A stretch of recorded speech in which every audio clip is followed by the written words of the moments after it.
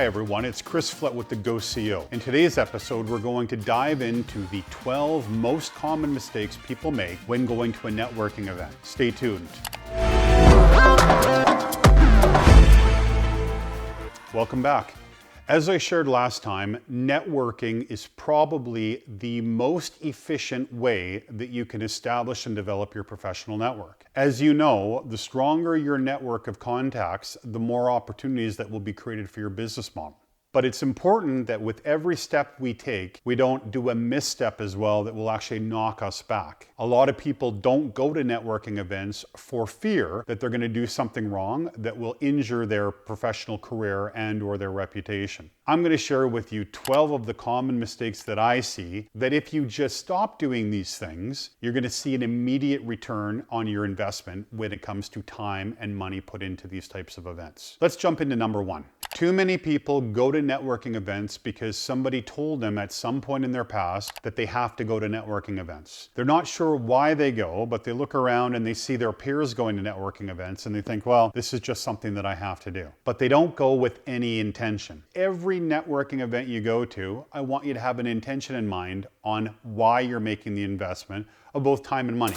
Is it to create more connections with potential clients, strategic alliances, champions for your business model, complementary solutions to what you do that you can offer your clients? Are you looking for an opportunity to become a speaker at that event? There are hundreds of reasons why you're going to these events, but you have to have at least one. Don't go just because somebody told you you should go. Go with an intention in mind. The second mistake that I see people committing is not having a quantitative goal that they're looking to accomplish from this event. Now, in the first mistake, we talked about not having an intention on why you're going. But if your intention is, I want to make new connections, I want you to have a quantitative goal. How many new connections would you like to meet? How many complementary service providers are you looking to connect with? It can be as simple as how many new people do you want to meet over the course of the 45-minute, 1 hour, hour and a half networking event. Remember, if you can't measure it, you can't manage it, because after the event, when you're doing your debrief, you're going to be able to determine how you did. Were you prepared properly? Was it a good watering hole for you to go and address? And what does your follow-up need to look like? Number 3 is going to the event too early. Going to the event too early is like people that show up for a flea market or garage sale a half hour before it starts. The only thing that it does is it creates stress for the organizer and the staff trying to get ready for a particular opening time. If you find yourself showing up early because you're trying to beat traffic or you happen to be in the neighborhood anyway, find a location nearby where you can get some work done. Maybe some cold calls, maybe following up with prospects. There's a million things you could be doing, but one of the things I don't want you to do is to show up early. The fourth mistake is showing up really late. If there's a networking function that has a speaker, which tends to be most of the formats today, there's nothing worse than somebody showing up while the speaker is speaking, the organizer trying to get you your registration, finding you a place to sit, getting you a cup of coffee, and having to do all of that without disturbing the speaker. If you can't be on time for an event, it might be best just not to go. The fifth mistake that I see all the time is people going to networking events without business cards. I know, you're super hip, you have a V card that you can text to somebody. Most of the business world still appreciates a business card. When you go to an event, I want you to have a handful of cards in a bunch of different places. Always have business cards with you. I often get teased by clients when I go to a networking event that they happen to be at. I'm not that personable to them because I already know them. And so I'll walk up and say hi, maybe give them a hug, talk to whoever they're talking to if I don't know them, and then I start working the room. Let's say a format is 30 minutes of networking followed by a speaker. If the speaker isn't someone I'm interested in, and let's say there's 10 or 15 people only in the room, I will work the room, make the connections that I need to make, and then I leave. I'm gone. The seventh mistake is people not having a handful of questions that they can use to start the conversation with perfect strangers. In the previous episode, I gave you 3 or 4 examples that you can use, but some of the easiest ones for you to put into practice are, my name is Chris, what's yours? Where's your company located? What brought you to this event? Have you been to this event before? Those are 4 questions that anyone can answer and that will get the ball rolling. The 8th mistake, people coming to networking events assuming that it's their one chance to sell everyone in the room. They're walking around shaking hands, smiling, kissing babies, saying, geez, we really need to talk about business. And hey,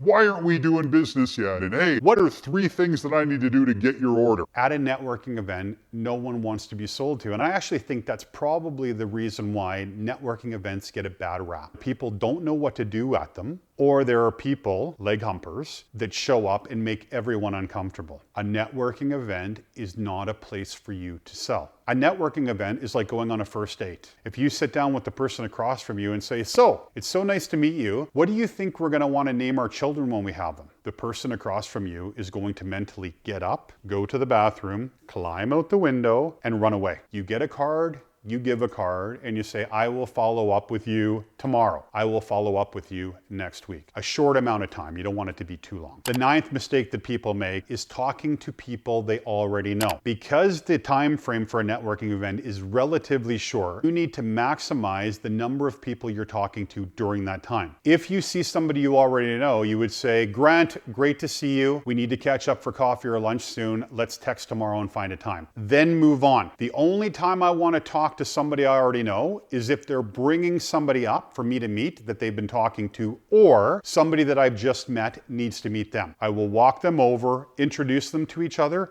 and then move on. The 10th mistake that people make is talking to people too long. 3 to 5 minutes is the maximum that you talk to any one person. If you're talking to a group of 3 or 4 people, that doesn't mean 12 to 20 minutes. That is still 3 to 5 minutes. You talk to the group, you engage them, you determine who is worth following up with and who isn't. You get cards, you give cards, and then you move on to your next group. The 11th mistake is standing in the same place. I have a routine that I follow when I go to a networking event. I register, talk to the people doing registration. I go to the bar or where coffee is being served, depending on the time of the day. I get myself a drink and I may chat to a couple people in line. And then I go corner, corner, corner, corner, center. No more than 3 to 5 minutes in any location. And then I repeat back to the bar, because a bar is a great place to talk to people, or even the coffee bar. Corner, corner, corner, corner, center again. A skilled networker can probably cycle that room twice. As long as you're not spending more than 3 to 5 minutes with any individual or group, you're going to be in good shape. And the 12th mistake is appreciation. For any of you that have put on events, I know that I have, there is a ton of time and effort that goes into making a good event for people. Walk around the room and thank the organizing team. The reason why I do this is the same reason I do handwritten notes. These are the little things that make us stand out compared to other professionals. Now, as part of this video series, I want you to have tools that you can use until you get really comfortable and familiar with this process. In the description below, you're going to see a tool that I created on how to avoid these top 12 mistakes, as well as some of the other opening questions that you can ask people at your networking event. And before I let you go, I know what you're thinking.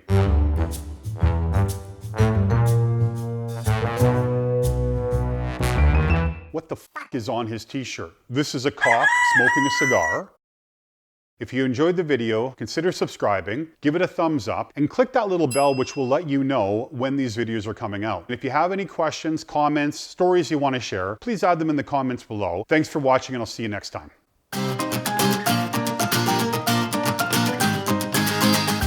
In today's episode, we're going to carry on with the conversation we've used. In today's episode, we're going to dive into the... In today's episode, we're going to... Is it to make connection... There's... As well as you...